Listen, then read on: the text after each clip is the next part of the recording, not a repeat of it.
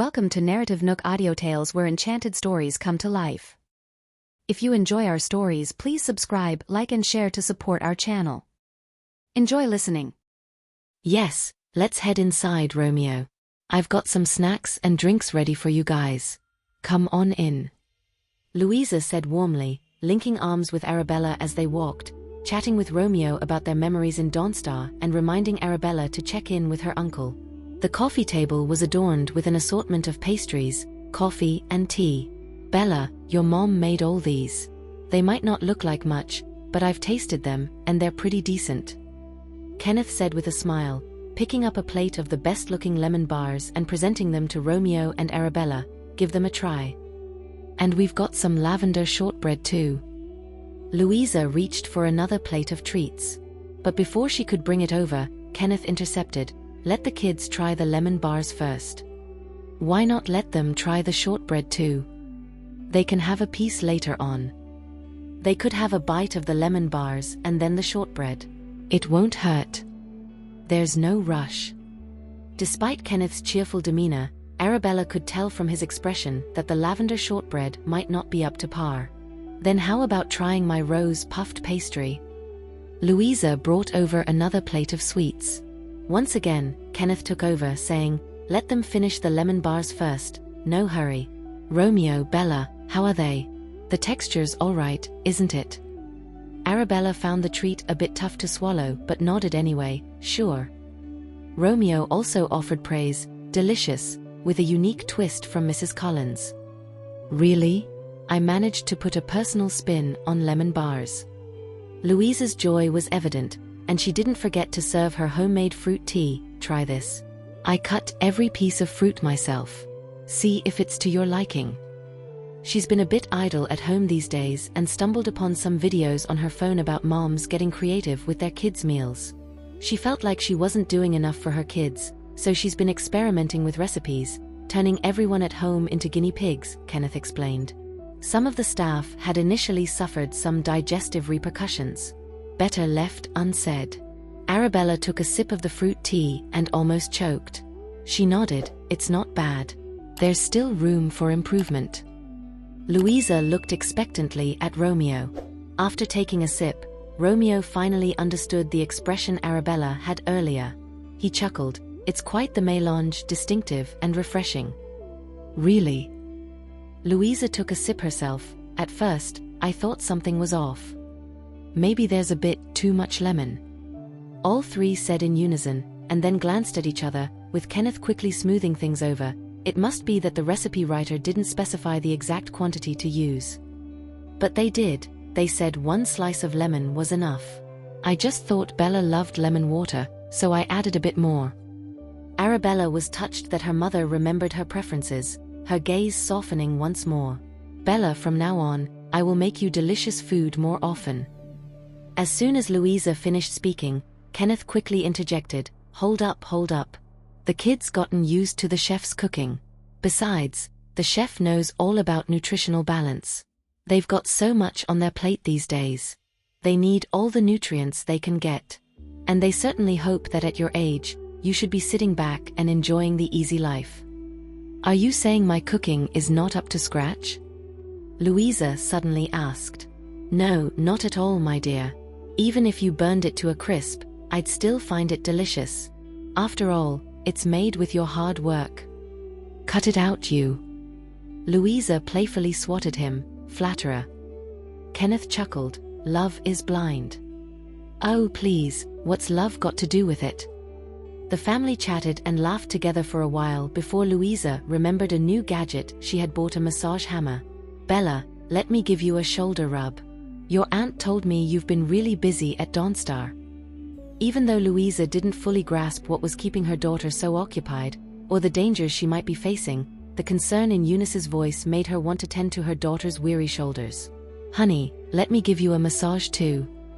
Kenneth also started kneading Louisa's shoulders. You've been cooking up a storm, and you must be exhausted. Romeo watched the harmonious scene unfold before his eyes, his gaze softening. It turned out that even in wealthy families, not everything was broken and disjointed.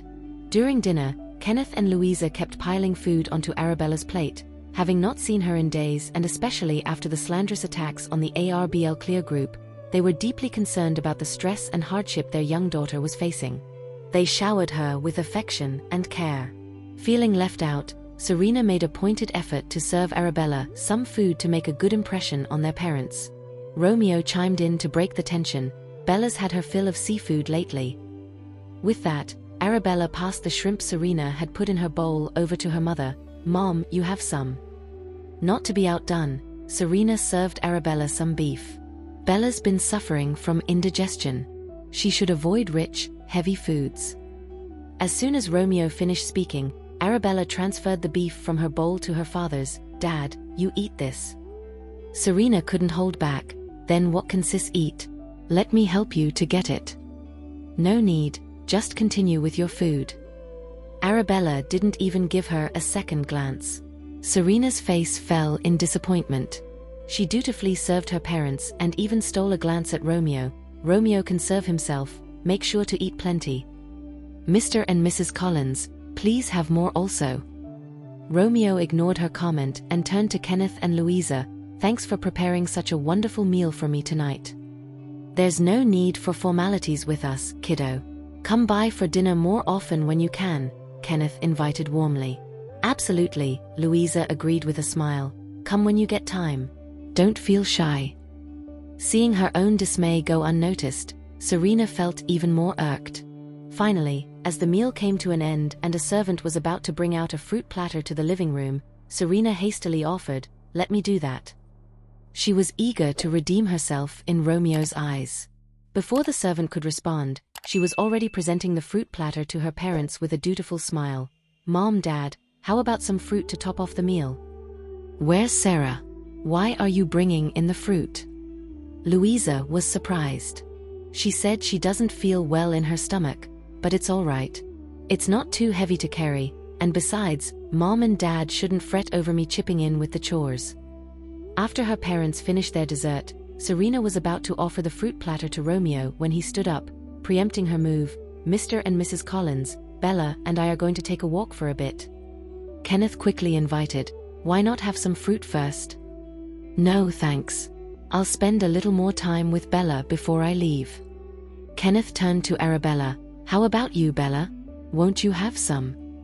"I'm full, thanks." "All right then, you two go ahead and take a walk. It's still early." Romeo reached for Arabella's hand. "Didn't you tell me this afternoon that Hans planted some flower on your balcony? We can see them from the garden, right? Show me." "Sure." Watching their departing figures, Serena felt a pang of jealousy. After a while, she turned her charm back on, coaxing her parents into good spirits, hoping they would take her to Mr. Albright's birthday bash. Mr. Albright's birthdays have always been low-key affairs. It's only because he's turning 60 that he's hosting a grand party. There won't be another chance like this.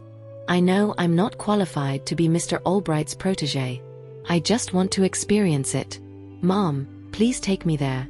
I heard Jamie Noel will be there too. You know how much I love playing the violin. I really hope that I can get a chance to learn from Jamie Noel. They say the guests this year are all very influential. If I could find a great mentor, I could make our family proud, like my sister." Louisa patted her back lovingly. "It's not that I don't want to take you, dear. Those 2 invitations were for your grandparents. She and Kenneth hadn't received any. So, can I ask Grandma and Grandpa to take me?" Serena asked hopefully. "But your grandparents recently went on a trip and caught a cold, so they declined the invitation." Louisa gently explained, "Mr. Albright has never made a big deal out of his birthdays because he didn't want too many strangers around. The guests he's invited this time aren't many, just old friends. In other words, he's not looking to take on any ments, nor does he want others to do so at his party. If you want to see the world, there will be other opportunities. No need to rush this one."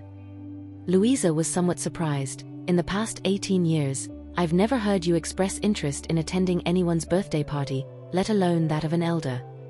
"That's because I've seen my sister's incredible talents, and I want to work hard and excel just like her. If only Grandpa and Grandma hadn't declined." Thinking this, Serena couldn't help but inwardly criticize her grandparents. Mr. Albright was a man of significance, and yet they had dismissed such an important invitation. They didn't even consider if anyone else in the family might want to go. What a waste. Now that route was a dead end, Serena was fretting over what to do next. After much thought, a name popped into her head: Martin. She wondered if Mr. Albright had invited him. If so, she could sweet-talk Martin into taking her. With this plan in mind, she abruptly left her parents. "Mom, Dad, I'm going to take a shower." If she could just get into Mr. Albright's birthday party, she was sure to find a great mentor and finally outshine Arabella.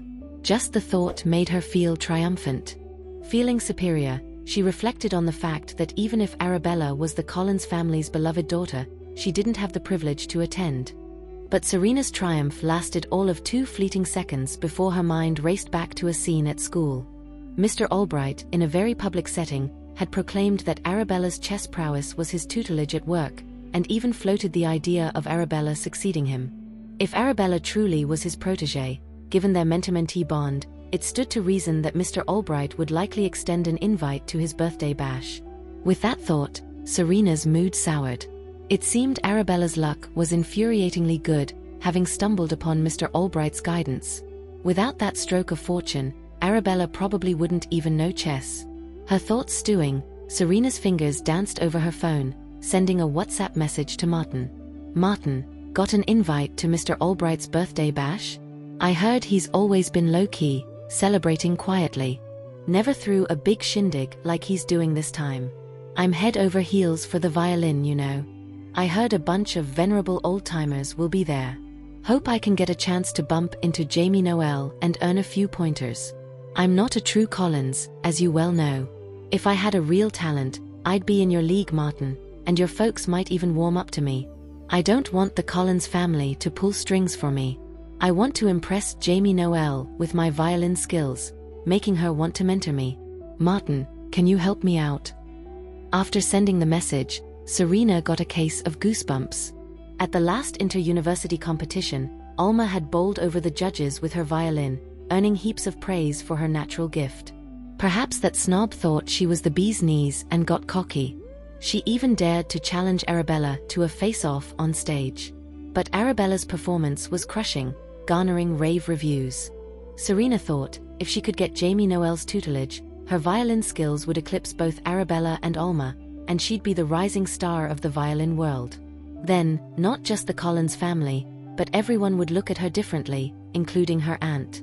Even without the daughter of the Collins family label, as a maestro of the violin, she'd waltz into high society. As for Martin, well, by then, who knew if he'd even be in her league? With that thought, Serena allowed herself a smug smile. Eugene Albright's birthday party was set on his private estate, rivaling a 5-star resort in grandeur and beauty. The invitation stated 7 p.m., but the road to the estate was already lined with luxury cars worth millions before the time. Their occupants were clearly people of wealth and stature. The majestic gates stood wide open, the butler and a cadre of 8 servants lined up to welcome the arriving guests. Unable to sit still in the main house, Eugene himself took up a spot by the entrance, awaiting his guests.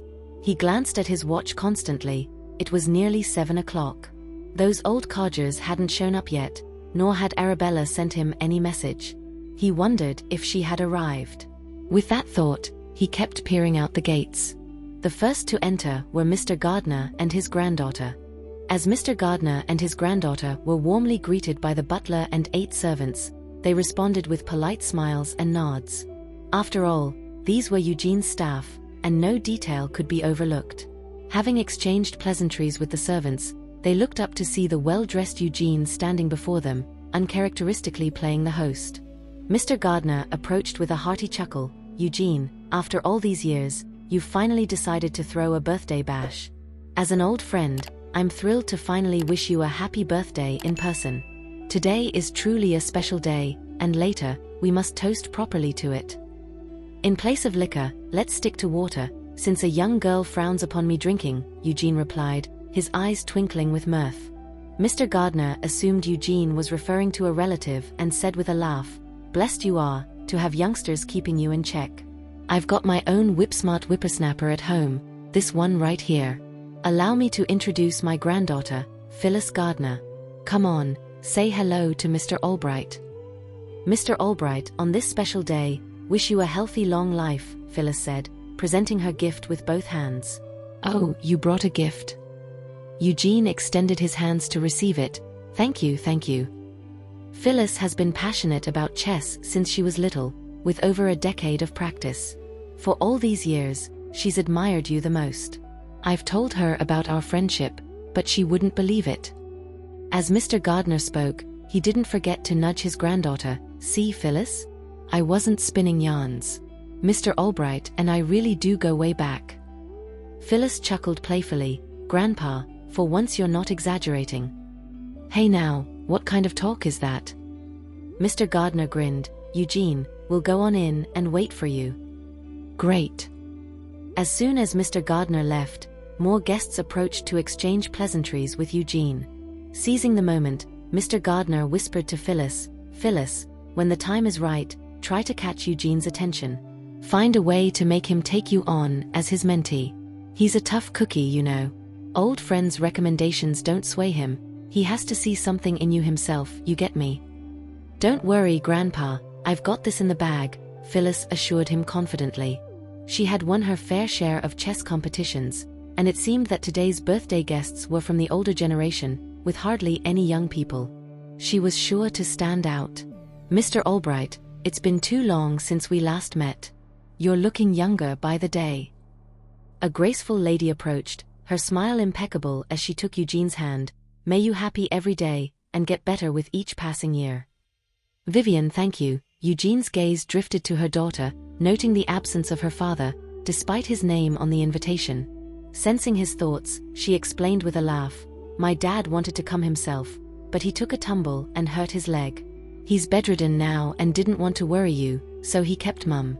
He made me promise to bring his granddaughter to your birthday party. Oh, and here's the present he picked for you. You must accept it. Thank you, you're too kind, Eugene said, his face a mask of gratitude, though he anticipated what would come next. Oh, and this is my daughter, my dad's adored granddaughter. Say hello to Mr. Albright. As expected, another attempt at a recommendation. They grow up so fast, don't they? Eugene smiled affably, hiding any trace of his feelings. Mr. Albright, my name is Roxanne. On your birthday, I wish you everlasting life and all the happiness in the world, Roxanne said with ease and confidence. Thank you. Eugene had barely finished speaking when a few more guests approached. Mr. Albright, it's been ages. Remember me? I'm Bruno Marsh. Back at the chess tournament, my dad took third place, and we met backstage. I told you that when I grew up, I wanted to be a chess champion just like you, and you even complimented me. The man speaking was a successful gentleman, whose eyes, even when smiling, held a businessman's shrewdness. He had brought his daughter along, but before he could delve into his purpose, another guest interrupted. Oh Eugene, it's been so long, and you still look as dashing as ever. My late husband would have been so thrilled to see you in such high spirits. The speaker was a well-dressed elderly lady, her eyes brimming with tears as she clutched Eugene's hand and said, it must have been 7 or 8 years since we last met. Last year, my husband fell seriously ill, and on his deathbed, he still talked about wanting to play one last game of chess with you. He said you were the most admirable and formidable opponent he ever encountered in his lifetime. The successful gentleman couldn't help but internally scoff at the old woman's theatrical display, which completely overshadowed his earlier attempt to engage Eugene. As he thought this, he reached out to shake Eugene's hand, only to be preempted by the elderly lady. Eugene, let me introduce someone. This is Mabel. My husband taught her everything he knew about chess. He always hoped she'd have the chance to match wits with you, as a way to fulfill his last wish. Oh dear, talking about such somber things on this joyous occasion. We can arrange a game when you're free. The elderly lady knew how to advance by retreating. She cast a fond look at Mabel Remington.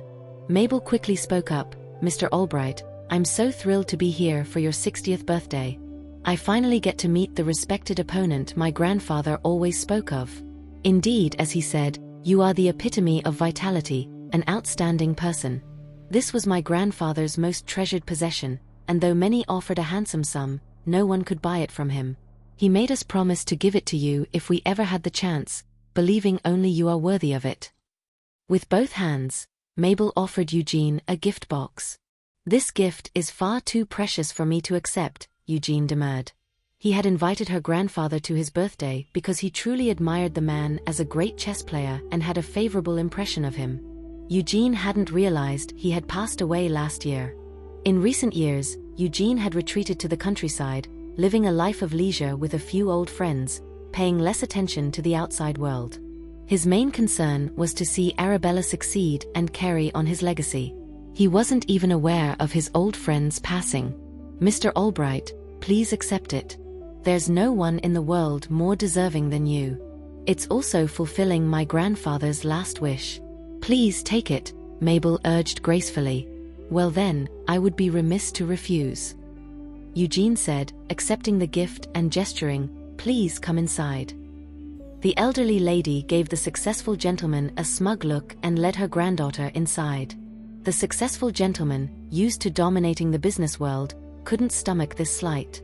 He quickly said, "Mr. Albright, I haven't yet introduced my daughter, Lindsay Marsh." "Nice to meet you." Eugene nodded, and seeing more guests approaching, he invited them all. "Please come inside." Seeing the crowd around Eugene thicken, Bruno had no choice but to lead his daughter inside. "Lindsay, you better make your old man proud later and outshine that Mabel." "What kind of name is Mabel, anyway? It doesn't hold a candle to Lindsay.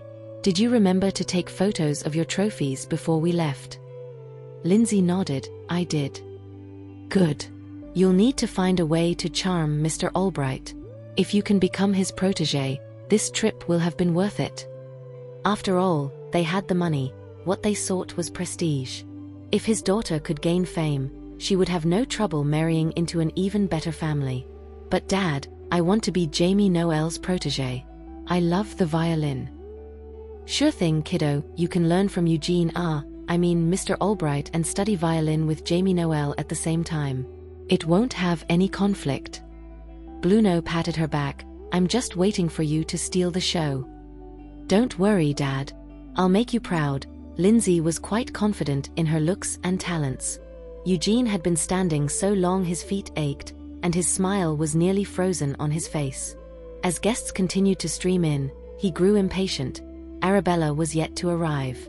Was it possible those old coots were deliberately keeping her from coming, planning to stand him up collectively? They wouldn't dare, would they? With that thought, he pulled out his phone and sent a voice message to the group chat. "Listen up, if you guys dare keep Bella from my birthday bash today, I'll have your heads tomorrow." Beck. "Well, let's hear who's got that sour tone." "Oh, it's today's man of the hour." "Why? Bella didn't show up and you're blaming us old folks." "Charles. Now, Mr. Eugene, aren't you a tad too anxious? It's only 7:15 p.m., it's still early. Bella probably just left home after dinner." "Tanner. If she makes it in the last minute, you should count your blessings. That girl's busy, you know." "Nelson. What's the rush? I haven't even left my house yet. Could she be faster than me?" Eugene glanced at the clock. It really was just 7:15 p.m., but why did it feel like an eternity had passed? "I'll leave you folks to it. I need a break," Eugene said, his throat dry from all the schmoozing. The butler spoke respectfully. "Mr. Albright, Miss Collins." "Where? I don't see her." Eugene craned his neck looking around. "Where is she?" Indeed, there were luxury cars pulling up outside, but not Bella's. He looked everywhere, but didn't see the familiar figure. "I wasn't finished. What I meant was, when Miss Collins arrives, I'll let you know. Please go take a rest, have some tea." Eugene barely suppressed the urge to punch him. "Can't you just speak in full sentences next time?" He thought Arabella really arrived.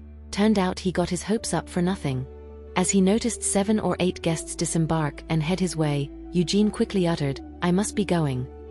"Mr. Albright." Just then, a voice called out. Eugene looked up to see a young woman, arm in arm with Martin, walking towards him with a poised and friendly smile. Martin was his invitee, that he knew, but who was this girl? She looked vaguely familiar. And why was she latched onto Martin's arm? "Happy birthday," Martin said with a smile that carried the humility and politeness of a younger generation. As he finished speaking, he turned his gaze affectionately toward the girl beside him and introduced her with ease. "This is my girlfriend, Serena." "You have a girlfriend?" Eugene's eyes shifted to Serena. The name seemed oddly familiar. Where had he heard it before? "Mr. Albright, today marks another milestone in your life, an occasion that shines as brightly as the sun and the moon. I wish you happiness in all things. Here's a little something for you. It's not much, but I hope you'll accept it with my best wishes," Serena said, her smile radiant as she presented a gift box. "You're too kind. Your presence is gift enough. You shouldn't have gone to the trouble of bringing anything." Previously, Eugene had taken a spill while out for his morning jog.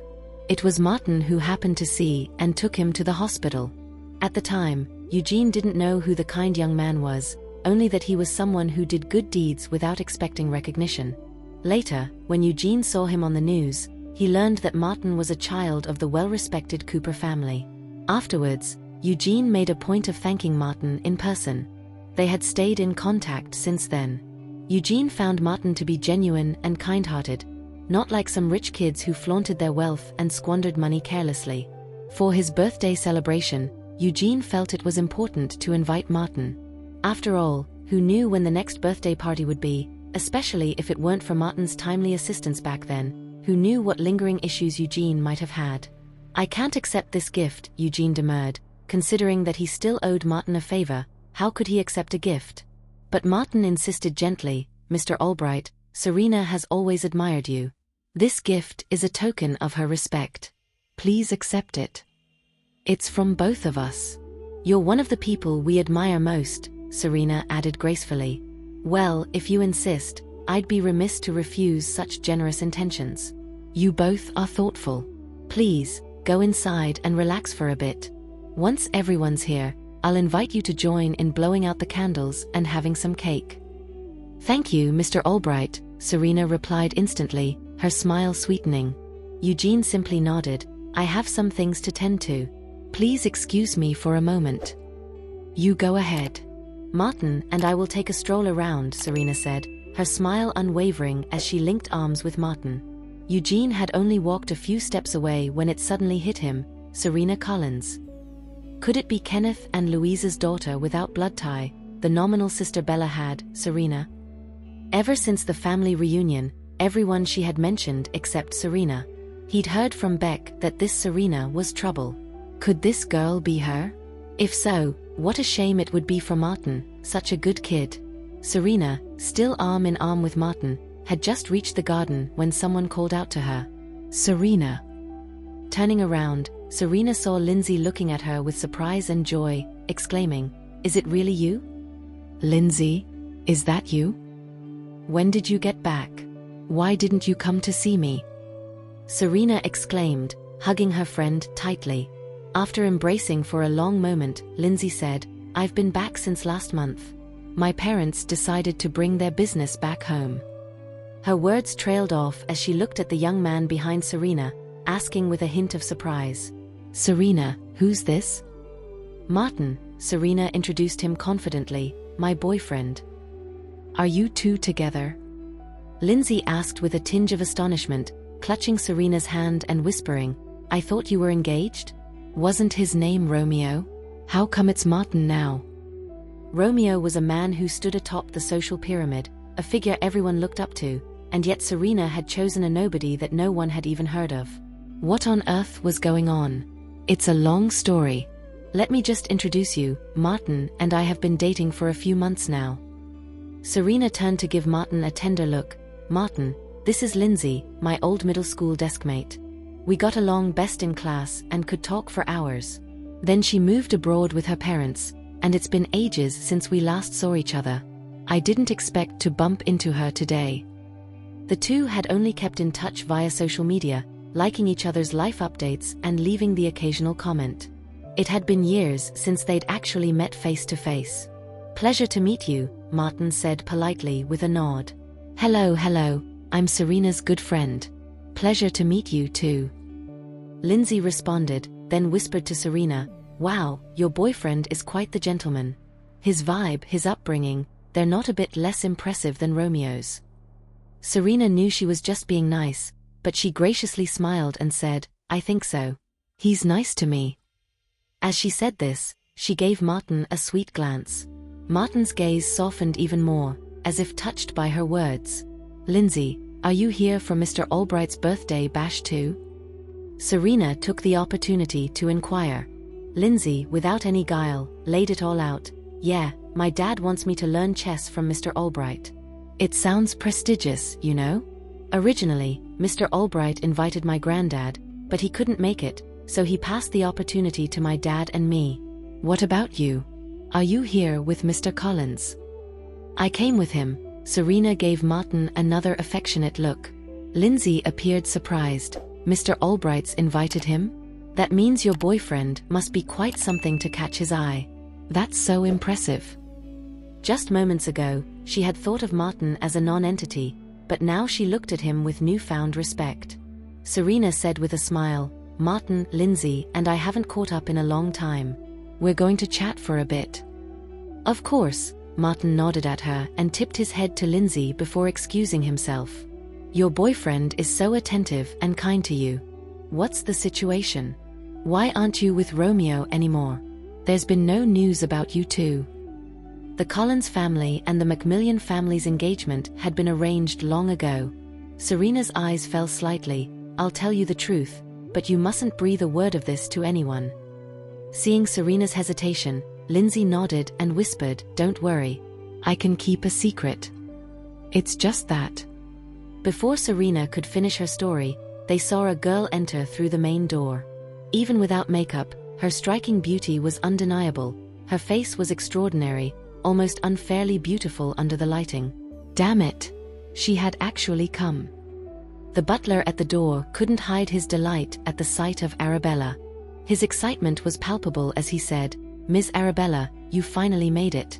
Mr. Albright was waiting by the door, craning his neck to anticipate your arrival. Eventually, he got overwhelmed by all the guests cozying up to him and ducked out to his room. You just missed him by a whisker. Let him have his moment of peace. We'll call him out once all the other seniors have arrived," Arabella replied, understanding that such events could be exhausting for the elderly. She figured it would do him some good to have a breather. The butler noticed the rectangular box in Arabella's hands, about the size of 2 smartphones, and said with a smile, "Is that a birthday present for Mr. Albright? He'll be thrilled to see it." Arabella was about to hand over the gift to the butler when he added, "Better you give it to him personally. Nothing would make him happier than receiving it straight from your hands, Miss Arabella." Arabella nodded. "All right, I'll do that in a bit." She walked in with the gift. Serena eyed her, biting her lip in frustration. Damn it, she thought, Arabella was dressed so simply, and yet she managed to draw the attention of many the moment she entered the room. "She's so pretty." Lindsay couldn't help but exclaim, "Why is she here alone? How could Mr. Albright invite such a young lady? What's her story?" Despite Serena's meticulous effort to make herself look best, fragrant and polished from head to toe, she couldn't outshine Arabella's radiant beauty. Her face was cool and noble, and those clear, piercing eyes were impossible to look away from. "She's Romeo's latest girlfriend," Serena suddenly revealed. "What?" Lindsay gasped, covering her mouth in disbelief, glancing between Arabella and Serena, stuttering in shock. "You mean?" Serena nodded, confirming the unspoken. Lindsay was utterly astounded, unable to believe that such an aloof-looking girl would be involved with someone else's fiancé. Pure wickedness. Other ladies started gossiping as they noticed Arabella. "Who's that girl? Why is she here alone? And her outfit is so casual."